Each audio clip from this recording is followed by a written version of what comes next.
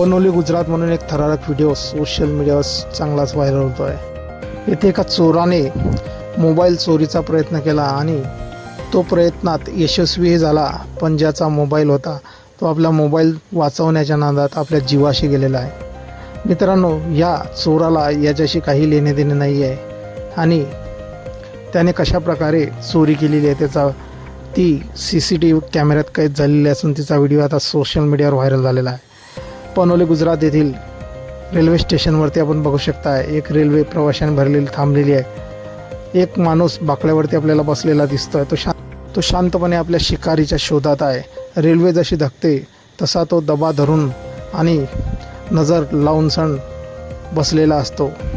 तो ज्या माणसाच्या हातात मोबाईल आहे आणि तो खिडकीजवळ किंवा रेल्वेच्या डब्याच्या फाटकजवळ बसलेला आहे, त्याच्यावर तो दबा धरून बसलेला असतो। अशातच त्याला एक माणूस मोबाईल हातात दिसतो आणि तो धावतच रेल्वेच्या जवळ जातो आणि त्या माणसाच्या हाताला जोरदार धक्का मारून मोबाईल हिसकण्याचा प्रयत्न करतो।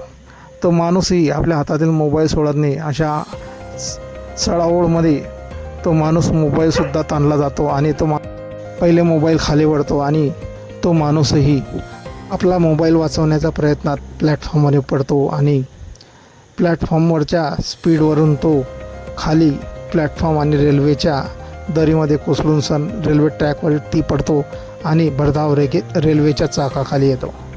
मित्रांनो, माणूस आपल्या जीवाशी जातो, पण तरीही चोर आणि त्याचा सहकारी त्या मोबाईलवरती धावून येतात, मोबाईल आपल्या हातात घेतात आणि तिथून आरामशीर निघून जातात। हा व्हिडिओ सोशल मीडियावर चांगलाच व्हायरल झालेला असून माणूस जीवाशी गेलेला आहे, पण चोर अजूनही मोकाट फिरत आहे। तो पोलिसांच्या जाळ्यात आलेला नाही।